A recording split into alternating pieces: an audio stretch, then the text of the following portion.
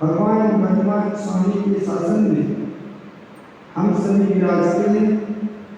तीर्थंकर जयंती की पूर्ण घोषणा जयंतवाणी मनुष्य जगत कल्याणी यह सर्वत्र शासन नमोस्तु शासन जयवंत हो वीत राग श्रवण संस्कृति भगवत अनंत परमेश्वर तीर्थंकर जनेश्वर देव ने जगती के प्राणी मात्र को आत्म कल्याण का बोध कराया है।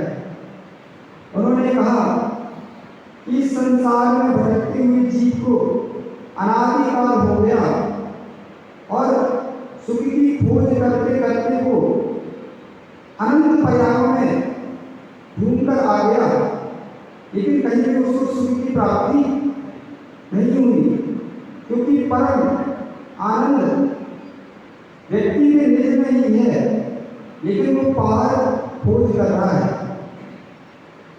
सर्प होता है सर्प, जीवन भर टेढ़ा मेढ़ा घूमता है जंगल में, लेकिन दिल में प्रवेश कब करता है?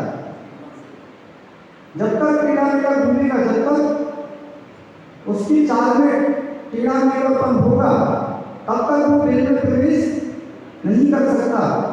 ऐसे ही जब उसको दिल में प्रवेश करना पड़ेगा, बाहर टेढ़ा मेढ़ा घूम सकता है, लेकिन दिल में प्रवेश करने के लिए उसे सीधा नियम से होना पड़ेगा, तभी वो दिल में प्रवेश कर पाता है।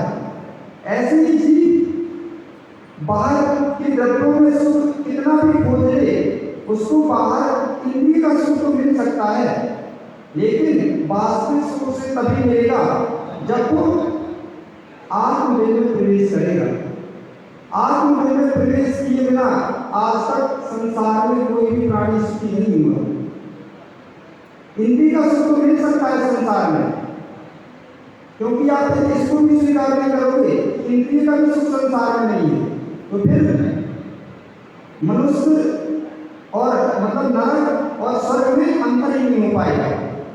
स्वर्ग में जीव सुखी हैं, लेकिन वो विषयों का सुख भोग रहे हैं, और नरकों में जीव दुखी है।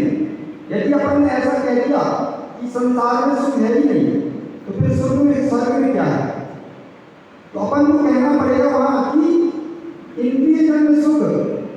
ऋषियों का सुख तो स्वर्ग में है, लेकिन आत्मा का जो आदि आनंद सुख है वो देवों के पास भी नहीं है। वो किसके पास है? वो मात्र सिद्ध परमेश्वर के पास ही है, और हम उसकी प्राप्ति का ही पुरुषार्थ कर रहे हैं। हम आज दशलक्षण पर्व का लास्ट दिन है। शुरुआत से हमने सब कुछ जो बाहर का था, हमारी आत्मा को आसान करने वाला था, वो सब कुछ हटा दिया। क्रोध, मान, माया, लोभ और असंयम भाव, लोभ की भावना धीरे धीरे त्याग करके आज हम उत्तम आत्मचंद धर्म को भी समझ चुके हैं। इस संसार में किंचित भी मेरा कुछ नहीं है। चाहे आप जितना भी जोड़ के रख लो, बड़े बड़े सिकंदर, बड़े बड़े राजा होंगे इस भारत भूमि पर, तो राजा को ही हम कम नहीं है। साक्षात तीर्थंकर भगवान चक्रवर्ती की इस पृथ्वी पर होंगे, लेकिन वो भी अब संसार में नहीं रहे। वो तो सिद्ध गति को प्राप्त हो गए। शाश्वत उनका भी जो बाहर का द्रव्य था वो भी शाश्वत उनका भी नहीं था। उनका आत्मद्रव्य शाश्वत था, आत्मज्ञान दर्शन शुद्ध स्वभाव में विराजमान है, लेकिन बाहर का जो इंद्रिय सुख था वो शाश्वत उनका भी नहीं था, तो हमारा कैसे हो सकता है? इसलिए हमें भी बाहर द्रव्यों से सुख की कल्पना करके छोड़ के यदि हम आत्म ब्रह्म का अवलोकन करना चाहते हैं तो पहले पर द्रव्यों से ममत्व को हटाना पड़ेगा। जब तक पर द्रव्य में ममत्व रहेगा तब तक जीव सुख की अनुभूति नहीं कर सकता। और आज का यह दिन उत्तम ब्रह्मचर्य धर्म का दिन है। ब्रह्मचर्य का अर्थ क्या होता है? इस संसार में सबसे परम कोई धर्म है, सबसे महान कोई धर्म है, वो क्या है? उत्तम ब्रह्मचर्य धर्म। कहते हैं कि इंद्रियों में रसना इंद्री और कर्मों में मोहिनी कर्म, व्रतों में ब्रह्मचर्य व्रत और गुप्तियों में मनोगुप्ति, ये बहुत दुर्लभता से जीव को प्राप्त होती है। तो आज उसी दुर्लभ धर्म की व्याख्या हमको करना है। कौन से? उत्तम ब्रह्मचर्य धर्म की। क्यों कहा महान धर्म है? उत्तम ब्रह्मचर्य धर्म ऐसी ही है जैसे आपने बोर्ड में शून्य शून्य शून्य शून्य लिखी है, उनकी क्या कीमत है? कुछ कीमत है? कितने भी शून्य लिखो, एक नहीं 1000 शून्य आपने लिखी से दी, उनकी क्या कीमत है? उनकी कोई भी कीमत नहीं जब तक उसके पहले अंक नहीं लिखा गया, जब तक शून्य की कोई कीमत नहीं। ऐसे संसार में आपको जीव कुछ भी करते रहे, व्रत करे, उपवास करे, वृत्ति बन जाए, महावृत्ति बन जाए भेष का, लेकिन उसके जीवन में ब्रह्मचर्य व्रत नहीं है तो उसके सारे व्रत संयम धर्म सब उस शून्य के जैसे हैं। कैसे? जैसे आपने खाली शून्य लिख दिया और एक अंक रख दी, उसकी कीमत बढ़ गई। ऐसी आप थोड़ी सी भी साधना करो, लेकिन अंक के साथ करो, क्योंकि शून्य की कीमत तभी होगी जब पहले अंक होगा। इसलिए जीवन में प्रथम यदि कोई धर्म है तो ब्रह्मचर्य धर्म है, क्योंकि कीमत आई ये संसार है, सील की कीमत है। जिस चीज की सील खुल गई उसकी कोई कीमत नहीं। आप बाजार में वस्तु लेने जाते हो तो क्या कहते हो दुकानदार से? अध्यक्ष जी आप बाजार में कुछ वस्तु लेने गए और उसकी जो पैकिंग थी वो खुली मिल जाए तो आप बाजार से वस्तु लेकर आओगे? क्या दोगे कि जो पैक है भैया तो कोई दो, इसका कोई भरोसा नहीं, क्योंकि इसकी पैकिंग है वो खुल चुकी है। ऐसे ही जिस व्यक्ति के जीवन में सील धर्म है उसकी ही कीमत है। जिसके जीवन में सील धर्म का नाश हो चुका है उस व्यक्ति की संसार में कोई भी कीमत नहीं है। वो वैसी ही है जैसे बाजार में पैकिंग खुला सामान, उसको कोई भी नहीं लेना चाहता। सब कोई क्या चाहता है? तो पैकिंग वाला सामान जो पैक हो चुका है, पैक है। ऐसी संसार में उसी की कीमत है जिसके पास सील धर्म है। तो ब्रह्मचर्य धर्म हमसे कह रहा है ब्रह्मचर्य, ब्रह्म यानी आत्मा, चर्य यानी चर्या, सच्चा ब्रह्मचारी तो वही है जो मात्र अपनी आत्मा में चला करता है, वही सच्चा ब्रह्मचारी है।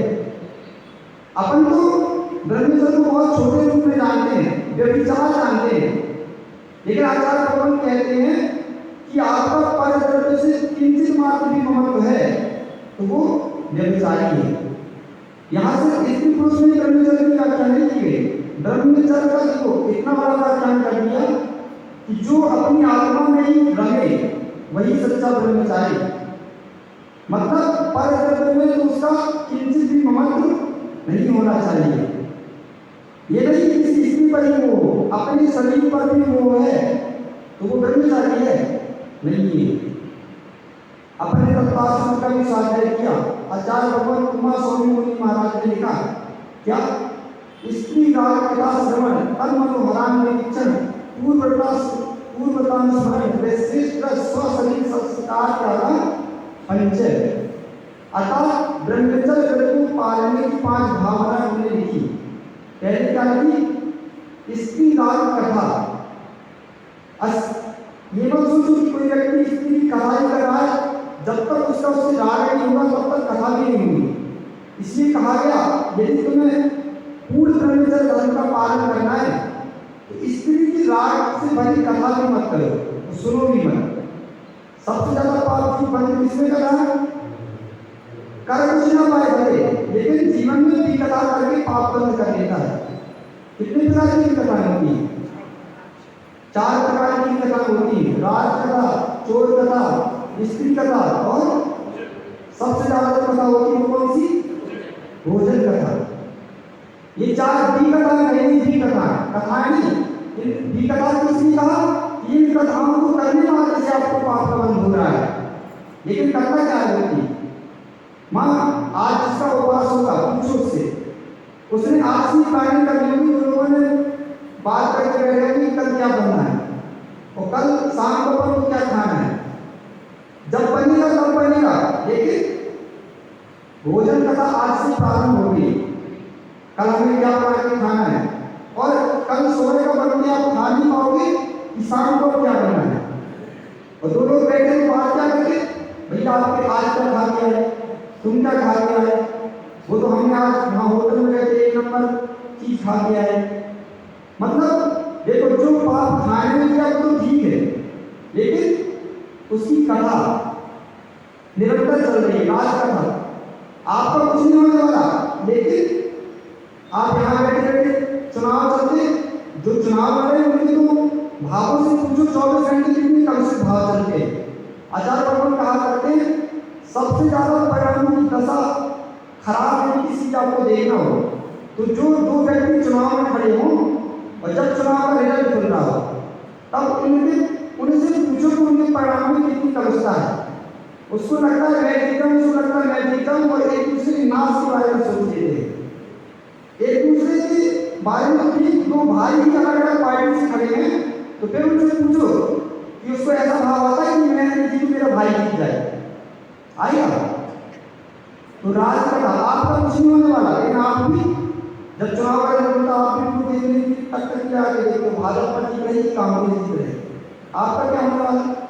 आपका जैसा जीवन है वैसे ही होने वाला है। लेकिन ये राज कथा का पाप, चोर कथा, अरे जो चोरी कर लिया, जो चोरी कर रहे, डकैती कर रहे वो तो ठीक है, लेकिन उनकी हिंसा आप यहाँ से कर रहे हो।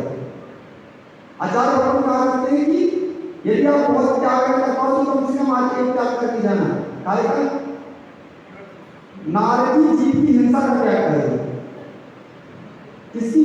मनुष्य की नहीं कह रहे, मनुष्य कर देना आप, लेकिन जो आपको करनी भी नहीं। लेकिन अभी इस सवाल में कौन है जिसने नारदी जीव की हिंसा का त्याग कर दिया हो? है कोई?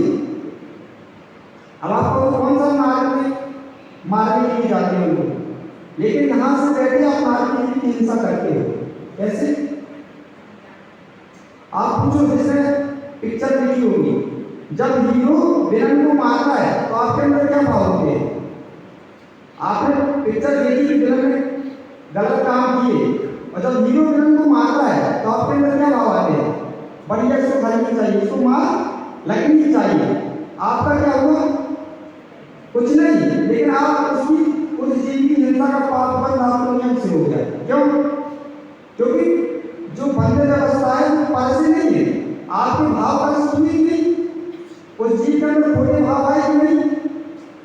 बाकी की हिंसा कैसे करते हो कि जब आपने रामायण देखी होगी, राम रावण को मारते हैं तो आपको लगता है रावण को तो मरना ही चाहिए था, राम को ऐसे उसको मारना ही चाहिए था और नरक चला गया तो बहुत अच्छा हुआ।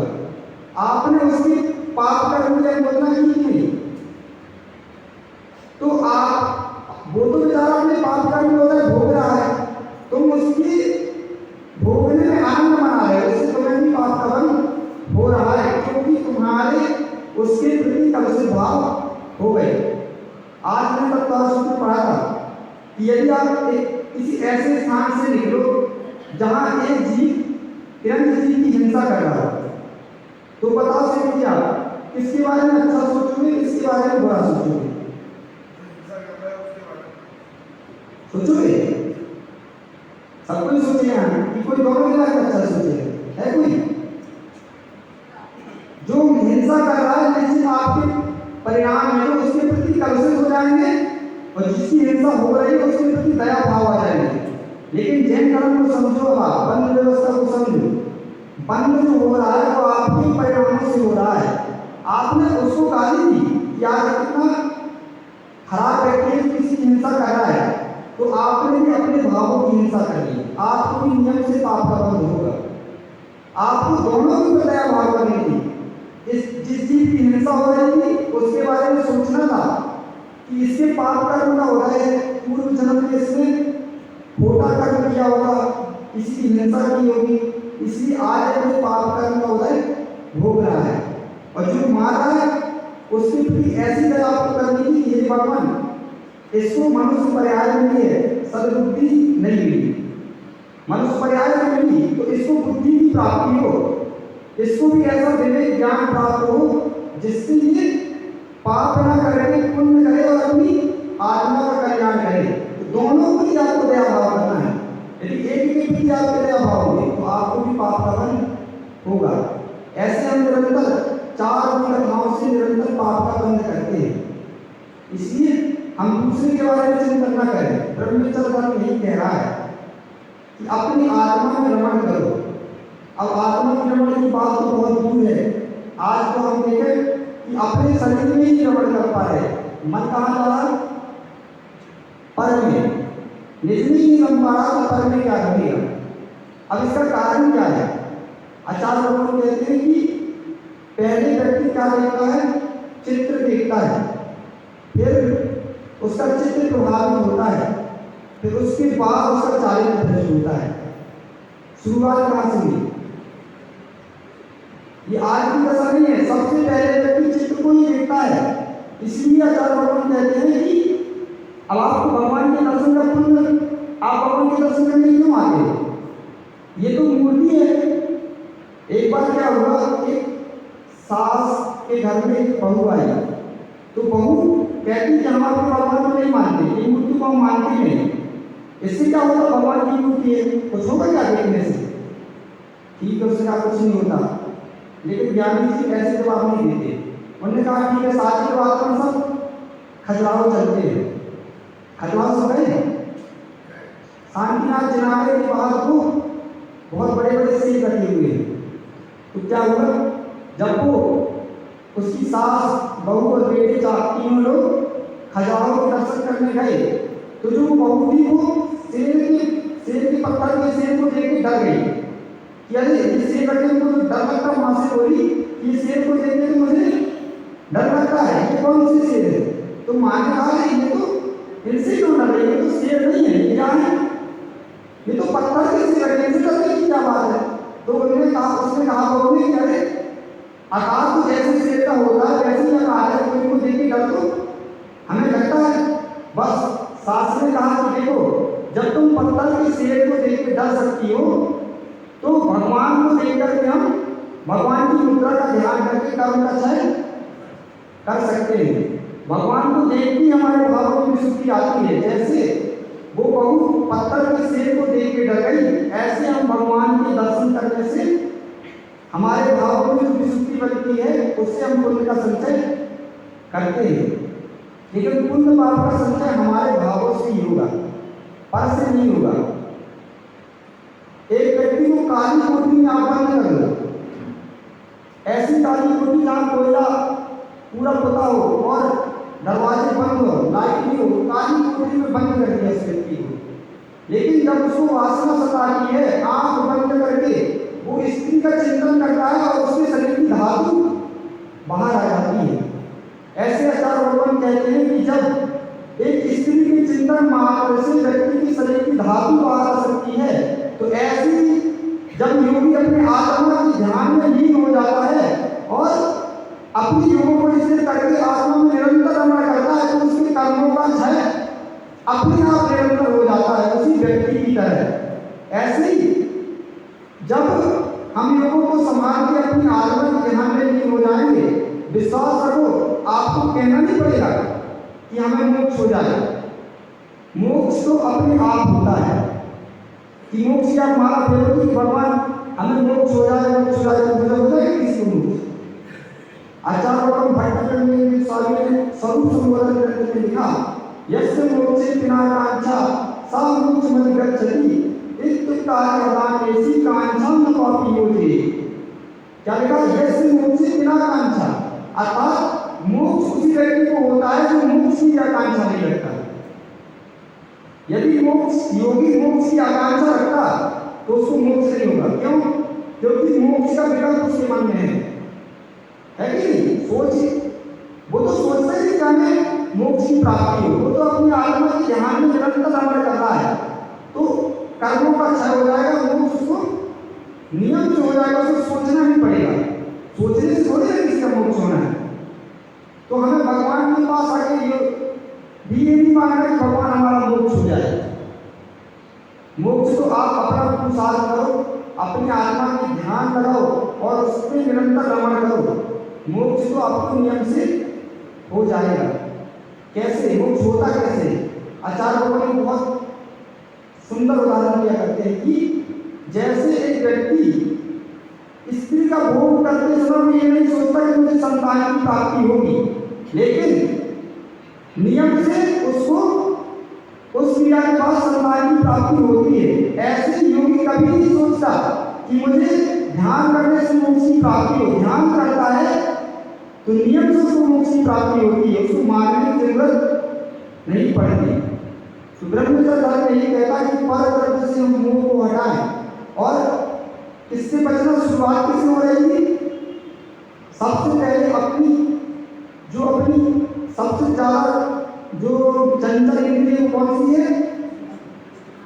चक्षु इंद्रिय। सारी इंद्रियों को आप बस करके बैठ जाओगे, लेकिन आंख को देखना, आंख 24 घंटे इधर उधर आंख बंद करना बहुत कठिन काम है। आपसे कहा जाए 1 घंटे आंख बंद करके बैठ जाओ तो आपको बहुत कठिन लगेगा, और आप 24 घंटे खोल के पूरे संसार को आप देखते हो। और जितनी आप बाहर पर्यटकों को देखेंगे उतना मन में विकल्प होगा। आप अपने घर से देख लो, घर में आपने जाके किसी मुनिराज की तस्वीर टांग के रखी है, आप अपने घर में प्रवेश किया और आपकी दृष्टि मुनिराज के चित्र पर गई, तो बताओ कैसे आपके भाव होंगे? क्षण मात्र के लिए आपके भाव में थोड़ी तो परिवर्तन नियम से बदलेगी। और वहीं आपने किसी हीरोइन की फोटो लगा कर रखी तो नियम से आप जाके देखोगे उस चित्र को, तो आपके भाव में थोड़ी सी कसरत तो नियम से आएगी। इसलिए आचार्य भगवान कहते हैं कि संसार में प्राणी भटक रहा है तो 3 ही कारण है, दृष्ट, श्रुत और अनुभूत।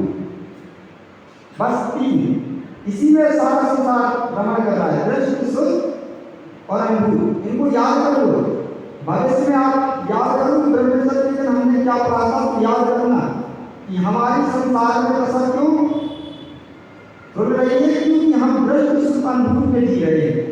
दृष्ट, अरे आंखों का दृष्ट इतना आपके अंदर जाके समाहित हो जाता है, अच्छे चित्र आपके अंदर नहीं समाहित होते।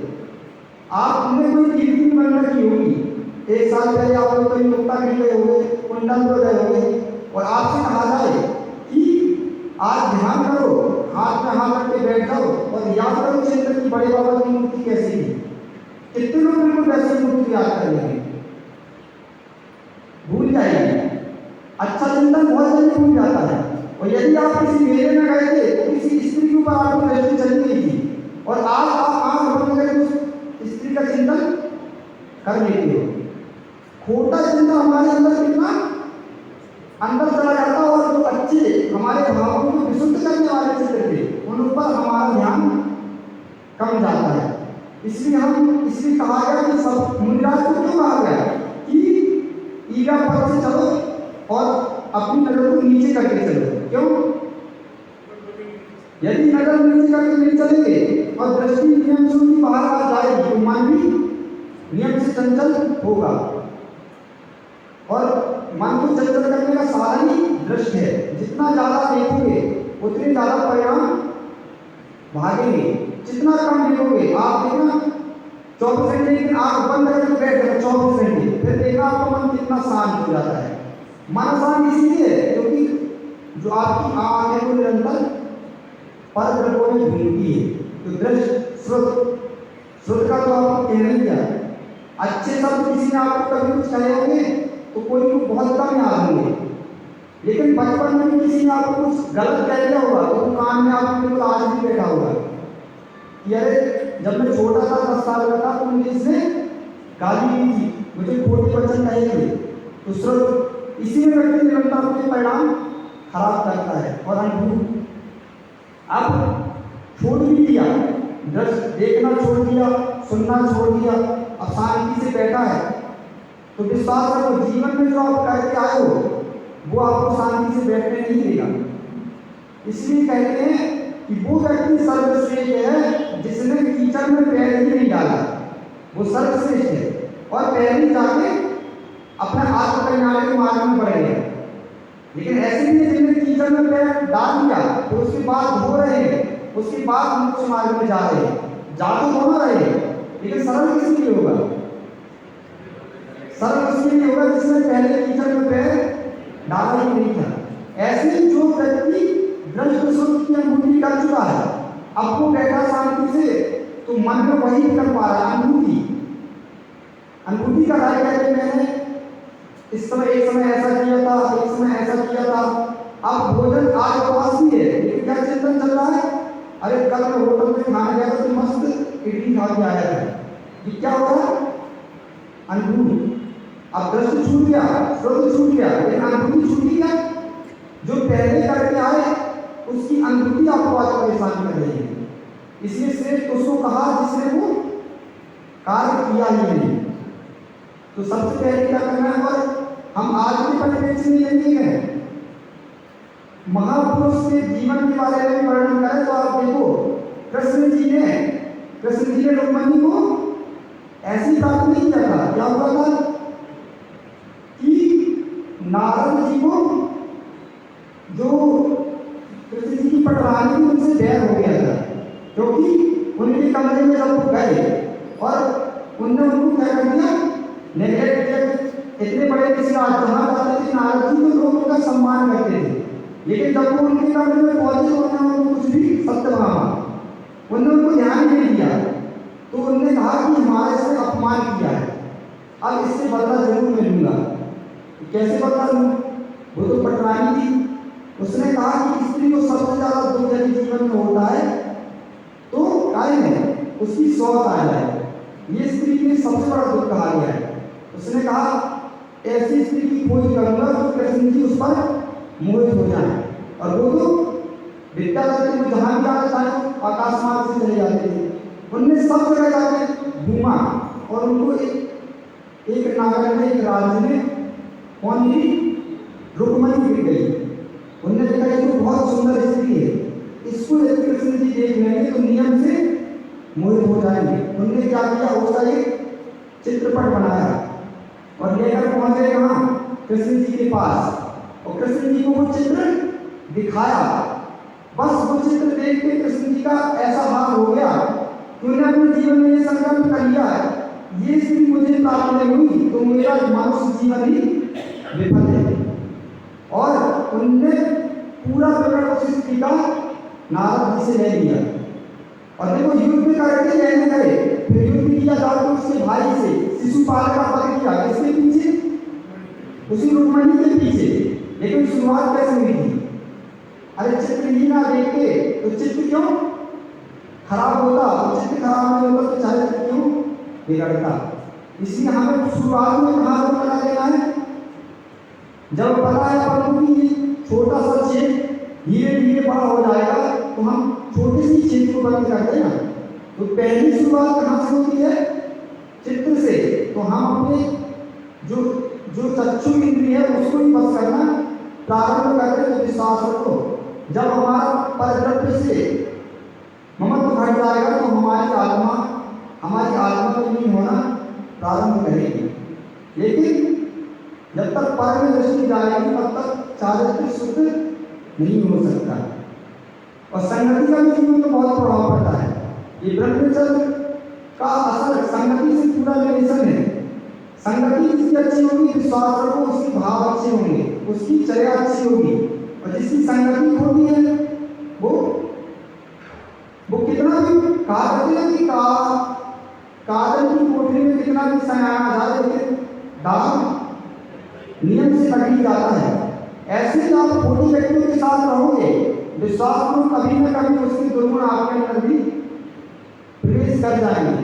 इसलिए यदि हम अपने को अच्छा रखना चाहते हैं तो अपने जीवन में संगति को भी अच्छी रखें। संगति का बहुत बड़ा प्रभाव पड़ता है। एक पानी की बूंद सांप के कंठ में चली जाए तो क्या बन जाएगी, जहर बन जाती है। वही पानी की बूंद गंदी की कहीं चली जाए तो मीठी हो जाती है। वही पानी की बूंद नीम की पेड़ में चली जाए तो कड़वी हो जाती है। पानी की बूंद क्या थी, वो तो छोटी मोटी, प्रभाव इसका पड़ा संगति का। संगति का जीवन में बहुत बड़ा प्रभाव है।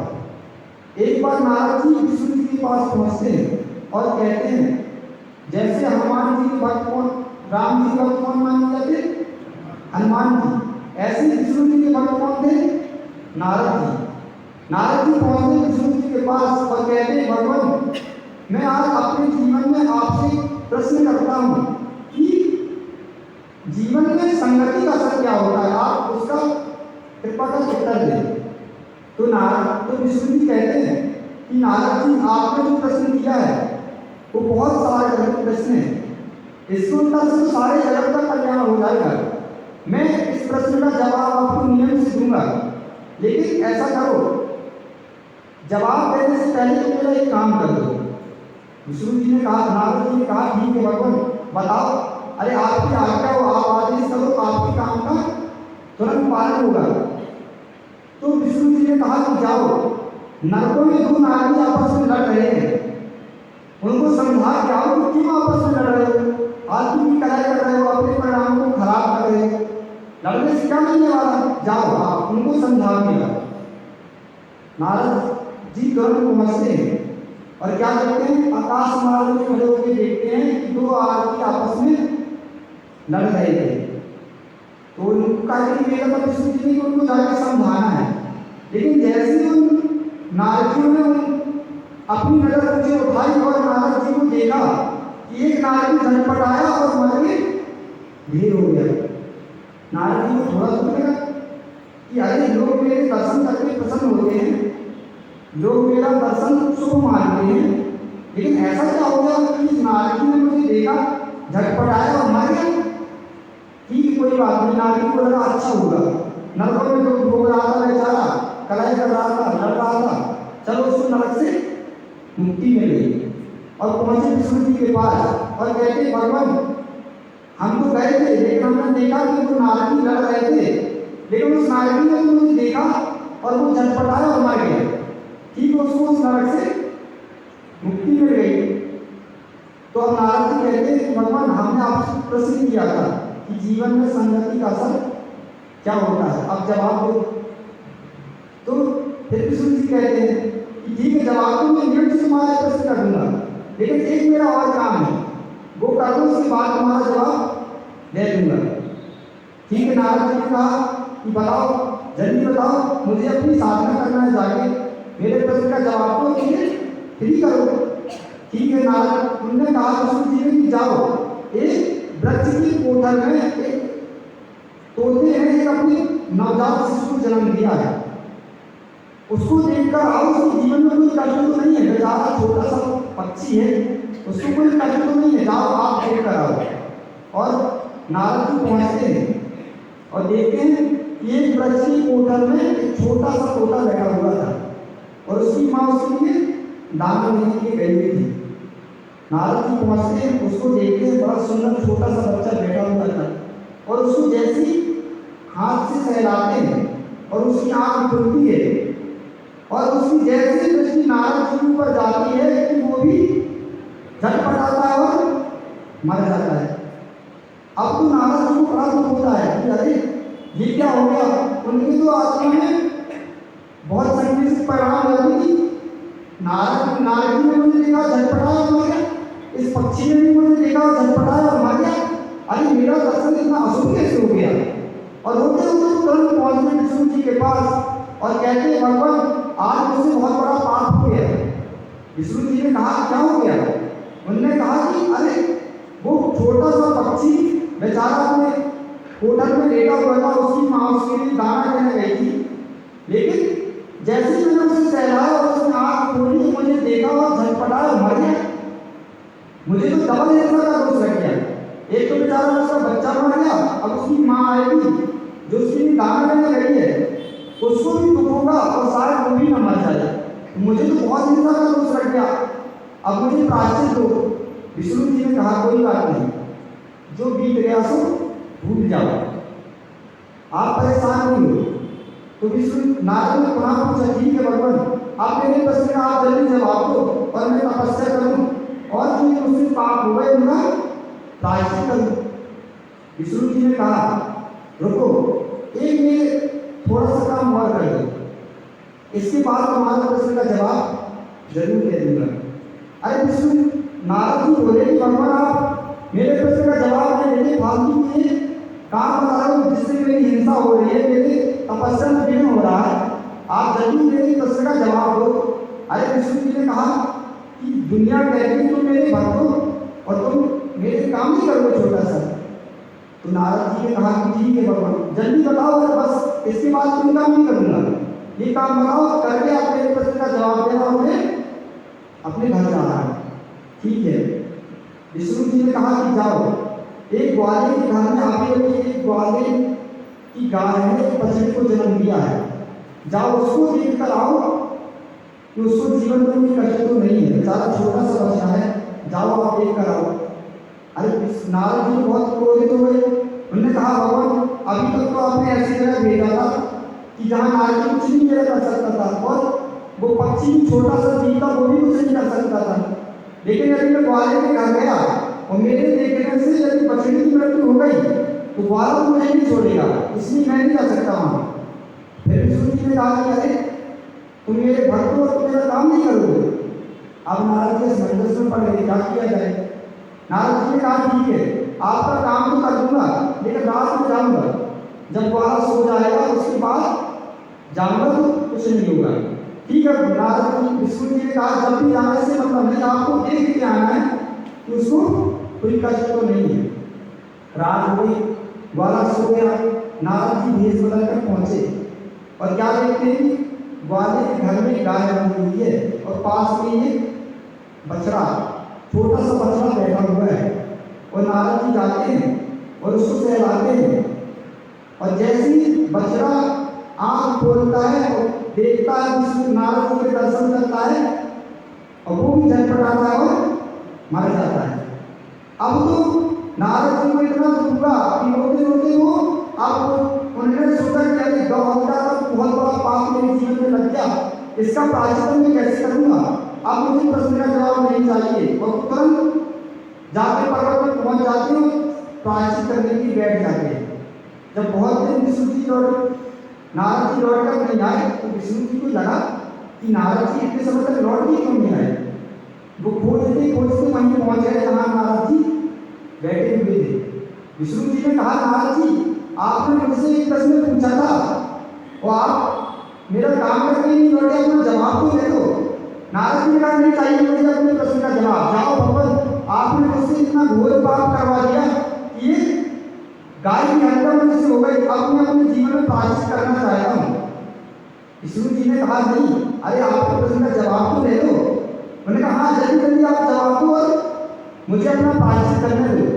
तो नारद विष्णु जी ने पुनः कहा कि इस बार लास्ट काम एक और कर दो, नियम से तुम्हारा जवाब दे दूंगा मैं। अब नारद जी तो बेचारे क्या करें, असमंजस में फंस गए। अब नहीं करते तो उनके भक्त हैं वो करते हैं, तो उन्होंने सोचा कि अब कहीं ऐसे भगवान ने फंसा दिया तो अब बचेंगे नहीं। विष्णु जी ने कहा कि बस लास्ट काम कर दो आप और आपका जवाब मिल जाएगा। उन्होंने कहा बताओ, बस इसके अलावा कुछ नहीं करूँगा, लास्ट काम आप बता दो। ठीक है, विष्णु जी ने कहा कि जाओ, अभी अभी इस राज्य के राजा के घर में राजकुमार का जन्म हुआ है, उसके घर में क्या हो कि राजकुमार को कोई कष्ट तो नहीं है, राजकुमार ने जन्म लिया है, जाओ उसको देख कर आओ। अब नारद जी ने कहा कि आप बताओ कि आप मुझे पिटवाएंगे ना, नहीं मानोगे। अरे ग्वाले से जैसे जैसे तुम बच के आ गए और राजा छोड़ दिया क्या? अरे उसने कहा कुछ नहीं होगा, आप जाओ। तो उन्होंने कहा बड़े असमंजस हो गए नारद जी, पहुंचते गए ठीक है बस अब आखिरी काम है, इसके अलावा नहीं करूंगा। उन्होंने कहा ठीक है जाओ। और नारद जी पहुंचते हैं और जैसे ही राजा उनको देखते हैं कि विष्णु जी आए, नारद जी आए हुए हैं, राजा उनका सम्मान करता है कि अरे हमारा धर्म हो गया राज, आज आपकी चरण हमारे नगर में पड़े, और उनको सम्मान के साथ बैठाते हैं। तो नारद जी उनसे कहते हैं कि राजा मुझे आपके राजकुमार के जन्म दर्शन करने जिसका अभी जन्म हुआ है। तो राजा ने बड़े सम्मान के साथ अपने मंत्री को बुलाया, वो कहा कि जाओ नारद जी को अंतपुर में लेकर जाओ और रानी के और राजकुमार दोनों के आशीर्वाद दिलाओ, विष्णु जी से जो वो नारद जी का आशीर्वाद दिलाओ। मंत्री ससम्मान नारद जी को अंतपुर में ले जाते हैं और जैसे ही दरवाजे के अंदर जाते हैं और वो बच्चा राजकुमार जो पलंग में लेटा हुआ था वो देखता है विष्णु जी को, तो क्या करता है, इस बार झटपटाया नहीं हमारा, क्या होगा, वो जैसे ही नारद जी को देखा कि अरे नारद जी आए हुए हैं, वो अपने पलंग से उठता है और आके सीधे नारद जी के चरणों को स्पर्श करता है और क्या कहता है कि धन्य हो भगवान आपकी कृपा, जो आप यहाँ भी मुझे दर्शन देने के लिए आ गए, आपका मेरे जीवन में बहुत बड़ा उपकार है। नारद जी सोचते मैंने इसके जीवन में कौन सा उपकार कर दिया, अभी अभी तो इसका जन्म हुआ, ना मैं इसे जानता ना वो मुझे जानता, लेकिन वो क्या कह रहा है कि आपकी मुझ पर महान कृपा हुई भगवान, और आपने मेरा पीछा नहीं छोड़ा, और इस अवस्था में भी आप मुझे जन्म में ही अपने दर्शन देने आ गए। तो विष्णु जी नारद जी ने कहा कि तुम मुझे कैसे जानते हो? तो वो बालक बोलता है कि नारद जी आप मुझे भूल गए। बोले मैं तो तुम्हें जानते ही भूला कैसे, जब मेरे लिए मुझे भूलने की क्या बात? उन्होंने कहा आप भूल गए मुझे, जब मैं नरक में नारकी बनकर लड़ रहा था तब आप मुझे वहां दर्शन देने के लिए आए थे, और आपके दर्शन करके मैं एक क्षण मात्र के दर्शन से मुझे नरक पर्याय से मुक्ति मिल गई, लेकिन आपने तो मेरे कल्याण का ठेका नहीं रखा था। मैं वहां से निकलकर तोते का बच्चा बना, लेकिन आप मुझे वहां भी दर्शन देने के लिए आ गए, और वहां भी मैंने आपके दर्शन किए, और आपके दर्शन मात्र से मुझे उस तेज पर्याय से मुक्ति मिल गई। फिर लेकिन आपने मुझे तोते की पर्याय से मुक्ति दी, तो मैं जाके ग्वाले के घर में बछड़ा बन गया, लेकिन आपकी कृपा मुझ पर निरंतर बरसती है, और आप मुझे वहां भी दर्शन देने के लिए आ गए। तो जैसे ही मैंने आपको उस अवस्था में भी देखा, तो आपके दर्शन का ऐसा प्रभाव होगा कि एक क्षण मात्र में मुझे उस पर्याय से भी मुक्ति मिल गई, और आपके दर्शन मात्र से मुझे इतना पुण्य का संचय हुआ कि सब पर्यायों से मुक्ति पाकर आज में राजकुमार के रूप में मेरा जन्म हो गया। ये किसका प्रभाव था? ये प्रभाव था जीवन में सत्संगति का। देखो एक मिनट के दर्शन मात्र से उस जीव को विशुद्धि से उसने नरक पर्याय में विशुद्धि का दर्शन कर लिया, तो नरक पर्याय से मुक्ति मिल गई, तोते की पर्याय से मुक्ति मिल गई, और बछड़ी के पर्याय से मुक्ति पाके वो जीव क्या बन गया? राजकुमार बन गया। तो हमारे जीवन में भी सत्संगति का ऐसा ही प्रभाव पड़ता है। एक छोटा सा बच्चा होता है, उसको जैसी संगति जीवन में मिल जाएगी उसका जीवन वैसे ही ढलना प्रारंभ हो जाएगा। छोटे बच्चे कैसे होते हैं? मिट्टी के ढेले के जैसे होते हैं, उनको जो चाहो आप जीवन में आकार दे सकते हो, लेकिन आकार मिलेगा कैसा? जैसे उसको सत्संगति मिल जाएगी, जैसा कुमार उसको आकार देना चाहेगा उस समय उसको वैसा आकार दे सकता है। लेकिन थोड़ा समय निकल गया और मिट्टी कठोर हो गई तो फिर वो आकार नहीं किया जा सकता। जिस आकार में हो जाएगा उसको बदलना बहुत कठिन हो जाएगा।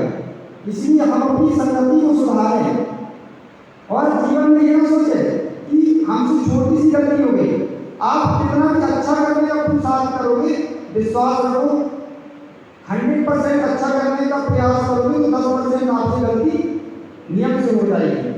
इसलिए हमें अपनी पुरुषार्थ के अनुसार हमेशा अच्छा करने का ही पुरुषार्थ करो। जैसे इंजीनियर होता है, उससे कह दिया कि आपको ब्रिज बनाना है नदी पर, वो अपनी पुरुषार्थ हमेशा इतना अच्छा बनाता है कि इसमें पानी का लीकेज नहीं होना चाहिए, लेकिन ऐसा कभी नहीं होता।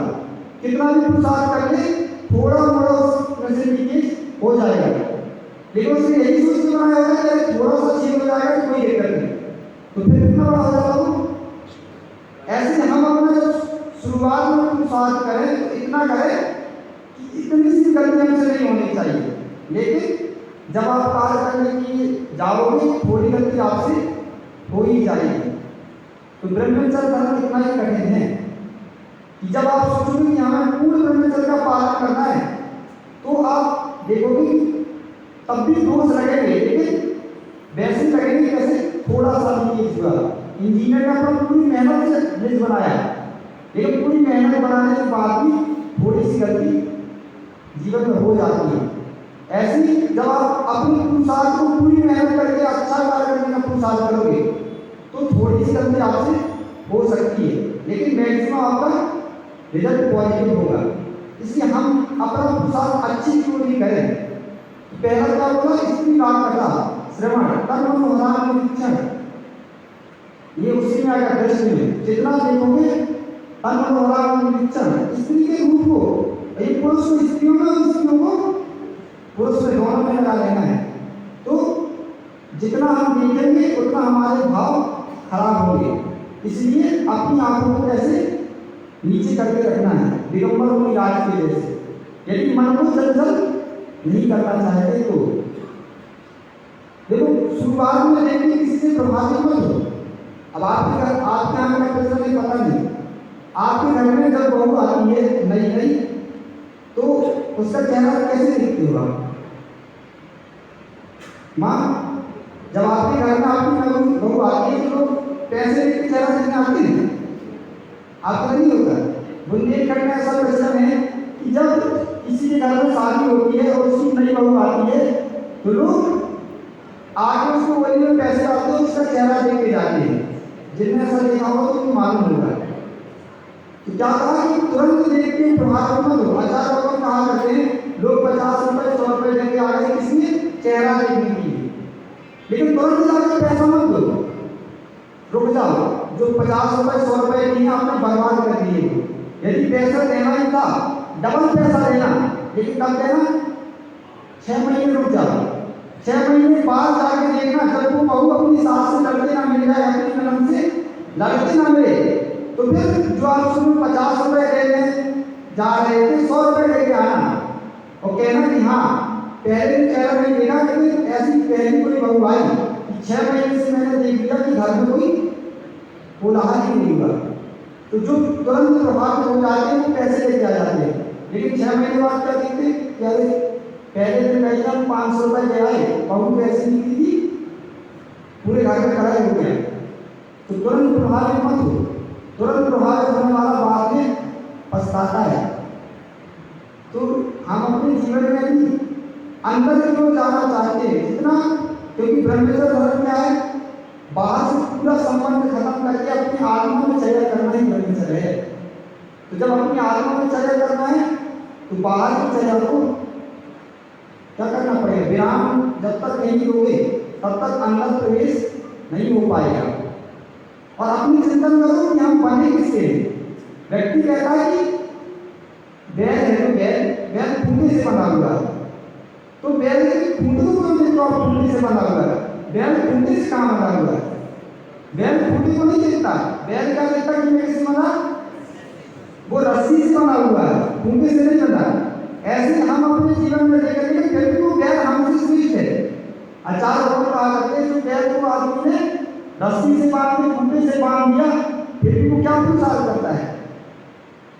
देखा कभी बैल को, कभी बंदी हमेशा तो पुरुषार्थ करता है कि मैं स्वतंत्रता का जीवन जीना चाहता हूँ, और जैसे ही मौका मिलता है कि फूटे को तोड़ने का प्रयास करता है। देख लेना निरंतर जब भी उसको मौका मिलेगा देखेगा कि मारे के आसपास नहीं, तुरंत अपनी पूरी ताकत लगाएगा कि जो फूटा है वो टूट जाए। लेकिन हम कौन सी रस्सी से बंधे हुए हैं।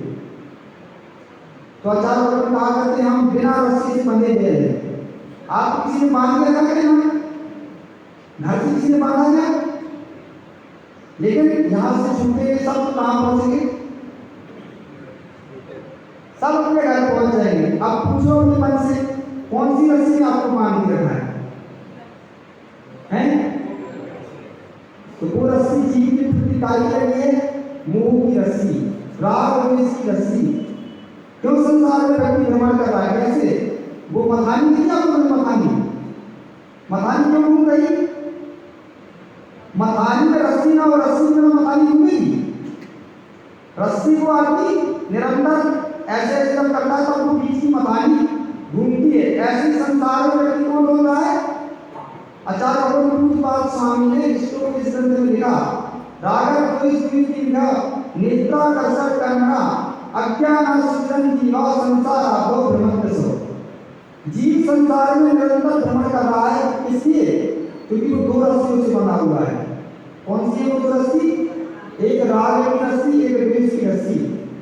और निरंतर उन रस्सी को चला रहा है जिससे उसके संसार का परिभ्रमण हो रहा है। कि कल्याण कैसे होगा जीव का, योगी की दशा कैसे, योगी जो अपने कल्याण के साथ होते हैं उनकी दशा मालूम कैसे होती है। आपने कभी नटका नहीं देखा, नहीं देखा किसी ने। नट होता है क्या करता है, दो रस्सियों को, एक रस्सी को यहाँ फूटे में बांध देता है, एक रस्सी को वहां फूटे में बांध देता है, और इतना अभ्यासी होता है कि यहाँ से चलना प्रारंभ करेगा। नजर उसकी कहाँ होगी, मात्र रस्सी होगी, वो यहाँ से चल के वहां तक पहुंच जाएगा। दुनिया उसको देख रही है, सब देख रहे हैं कि कितना बड़ा आश्चर्य हो रहा है, लेकिन उस नट का खेल कब तक चलेगा।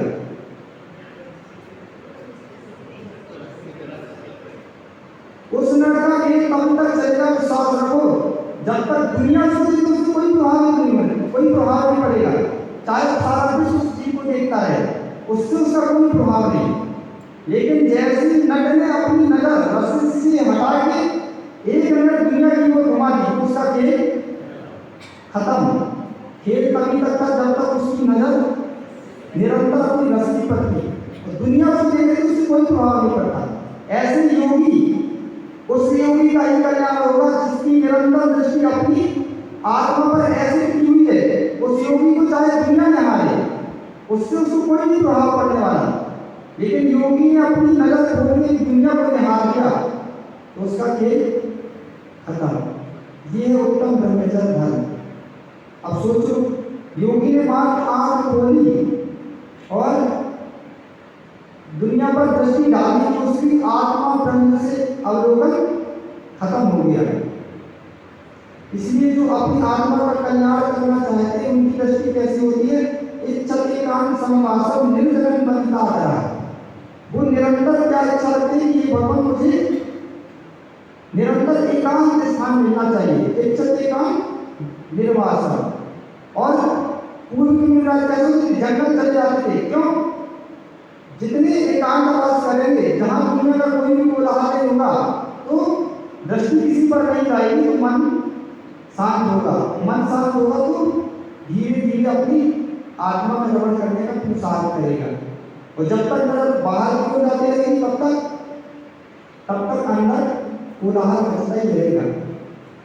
इसलिए हम अपने जीवन से पुरुषार्थ करना प्रारंभ करें महापुरुष को देखें, देखो आज दुनिया में नाम चल रहा, आप राम जी का नाम लेने से पहले किसका नाम लेते?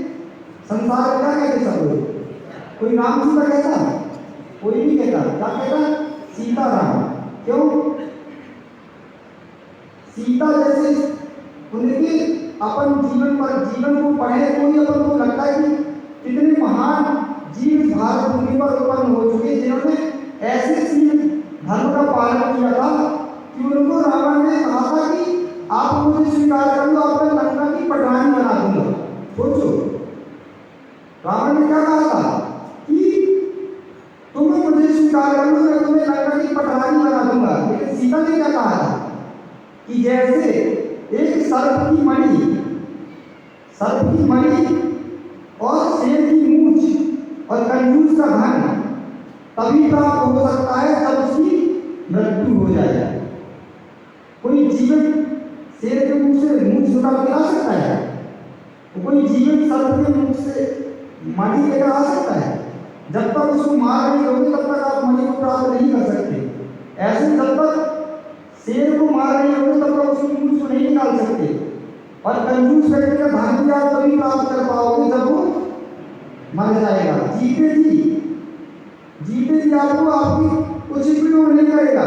अचानक कहा करते ऐसे कितने सारे संसार में जीव हैं, उनको कुछ भी करना, उनकी क्या करती है? लाते जाओ, भरते जाओ, मरते जाओ। ला रहे भर रहे कुछ भी लोग नहीं है, बीमार है कुछ उनका लोग नहीं है, लाने और भरने का और मरने का बहुत शौक है। बस लाते जाओ, भरते जाओ, मर के क्या होगा? और ऐसे मर गया तो आगे आपको उसी अपने घर में सांप बनना पड़ेगा।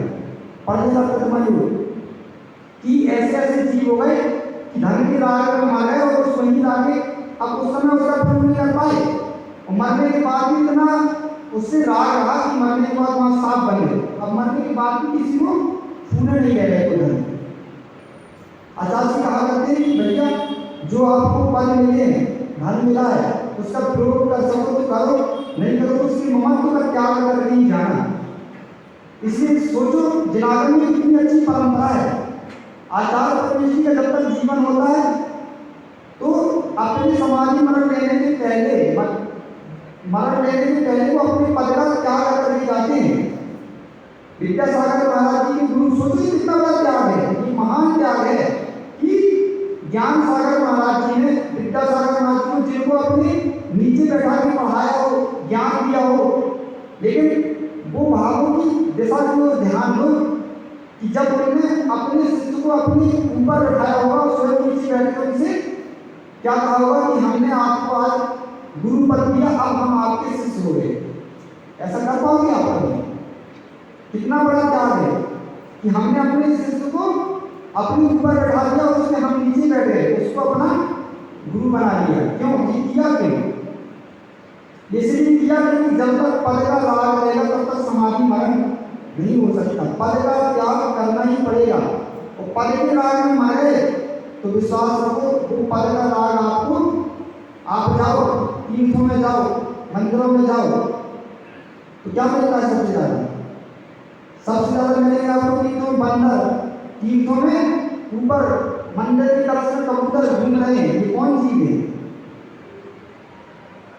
ये कोई और चीज नहीं है। आचार्य लोग कहा करते हैं जो मंदिर की संस्था के रागी थे, मंदिर की धन के रागी थे, जीते भी उसका भोग नहीं कर पाए और राग में प्राण त्याग नहीं है, तो मरने के बाद भी मंदिर में कब्जा करके बैठे हुए हैं। उनको वही लगता है कि मंदिर हमारा है। कबूतर क्या सोचते हैं? अब मंदिर के अंदर तो कोई नहीं जाने दे रहा, तो वो पहले से अपनी व्यवस्था बना के जाते हैं। घर में कंगूरे, मंदिर में कंगूरे क्यों बना करके? कंगूर में आप रहते हो, खेती आप घर में कंगूरे कंगूरे बाहर से बने हैं, इसलिए आप वहाँ रहते हो। तो आचार्य से कहा करते हैं क्यों? जीते जी व्यक्ति अपनी पता है कि मैं ऐसे ही मर जाऊंगा धन के राग में, फिर मरने के बाद कबूतर बनूंगा तो ये बच्चे मेरे घर में घुसने नहीं देंगे, तो घर ले आएंगे, कंगूरे मैंने अपने लिए बना लिए, अब मैं आके वहां रहूंगा। तो पद के राग में मर गए, तीर्थों की संस्था के राग में मर गए, तो विश्वास रखो नहीं जाके आपको बंदर और कबूतर बनना पड़ेगा। इसलिए अपने धर्म की व्यवस्था है, जानने के पहले जीवन में अपने करके जाना और समाधि मरण करके जाना। मरण से छूटने का मार्ग है समाधि मरण। इससे छूटने का मरने बार मरने से बचना चाहते हो तो समाधि मरण करो, नहीं तो समाधि मरण नहीं करोगे तो कितने जन्म मर मर के आ गए और कितने भावपन को भी और धारण करने पड़ जाएंगे। आचार्य लोग कहा करते कि जीवन इतने इतने जन्म धारण कर लिए कि उसके शरीर में ढेर लगाएगा, को जोड़ा जाए तो सुमेरु पर्वत तो छोटा पड़ जाएगा। इतनी प्रत्येक जीवन भाव धारण कर लिए। सोचो आचार्य भगवान ये भी कहा करते कि जो माँ ने बच्चे को जन्म देने के समय उसको जो वेदना हुई थी और उससे जो उसकी आंखों में आंसू आए थे, ऐसे उसने इतने बालकों को जन्म दे दिया और वो लिया कि उन आंसू को जोड़ा जाए तो महासमुद्र का पानी कम पड़ जाएगा, वो पानी ज्यादा हो जाएगा। सोचो इतने भाव हमने धारण कर लिए। तो कब से, क्योंकि हमारा संसार नाभि से आज से हम नहीं है, ये हमारी प्रकृति हमें यहाँ लेके आई है। हम तब भी थे जब आदिनाथ भगवान थे, ठीक नहीं थे आप? यदि आप कहते नहीं थे तो आप जैन धर्म के दर्शन के सिद्धांत का ही नाश करोगे।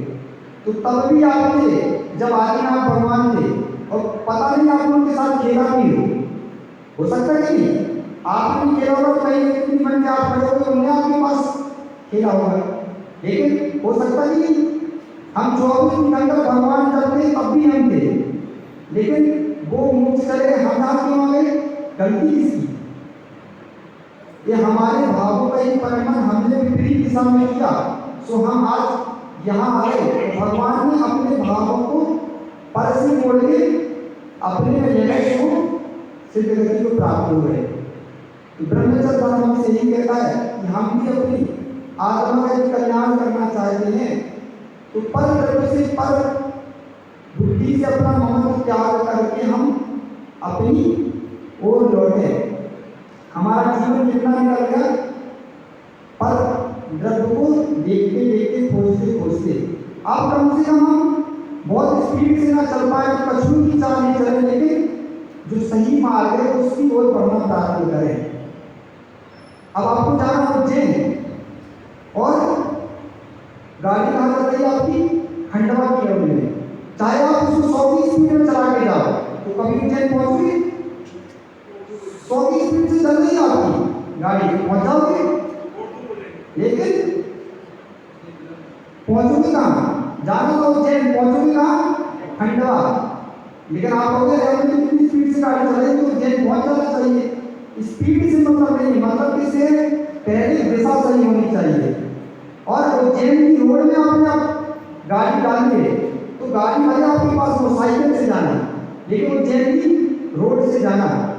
1 घंटे में पहुंचोगे तो कम से कम 100 किलोमीटर होगा तो 2 दिन में पहुंच जाओगे ना, लेकिन उज्जैन पहुंच जरूर जाओगे। ऐसे यदि हमारा पहली जगह हम लक्ष्य निर्धारित कर लें तो हमारा लक्ष्य क्या है? सिद्ध गति को पाना। और सिद्ध गति की शुरुआत की पहली रोड कौन सी है?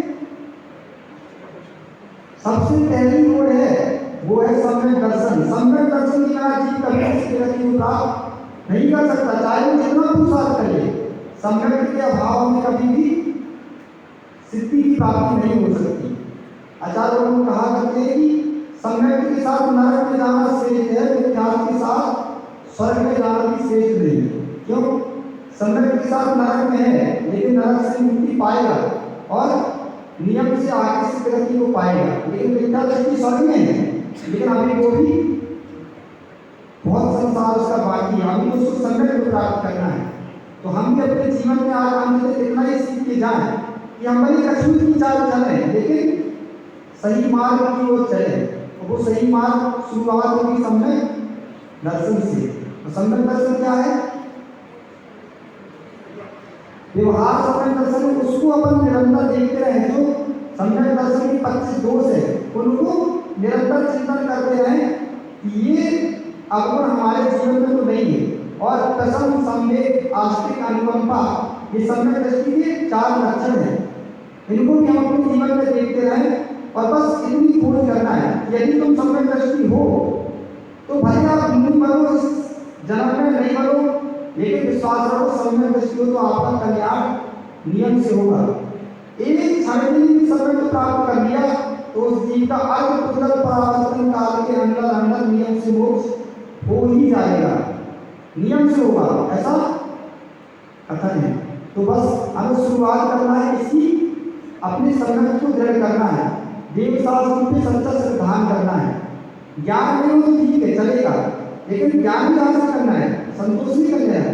लेकिन नहीं है बुद्धि सहयोग नहीं है तो भी परिणाम खराब नहीं करना कि हमें ज्ञान नहीं, हम तो सिर्फ पूरी विलास से याद कर लिया करो, उनको कुछ भी ज्ञान नहीं था लेकिन मोक्ष प्राप्त कर लिया।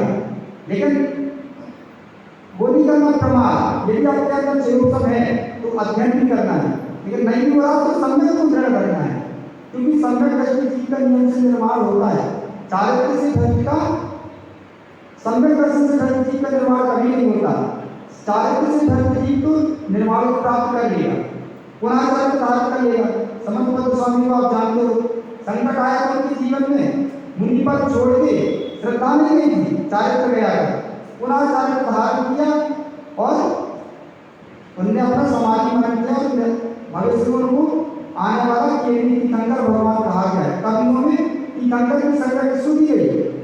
आचार्य भगवान समन्वय स्वामी को, जिन्होंने हमारे लिए कितने उपकारी रत्नकंद श्रावकाचार्य, स्वयंभू स्रोत, आत्मीमांसा, इतने महान महान ग्रंथ का सृजन करके गए, न्यायाचार्य के महान, मतलब इतना उपकार उन्होंने हमारे ऊपर किया है, तो हम भी उनके उपकार का ऋण चुकाएंगे कैसे? उनके लिए ग्रंथों का स्वाध्याय करें, उससे हमारी आत्म जागृति होगी और बाहर से दृष्टि हट के हमारी आत्मा की ओर आएगी, तभी हमारा कल्याण होगा।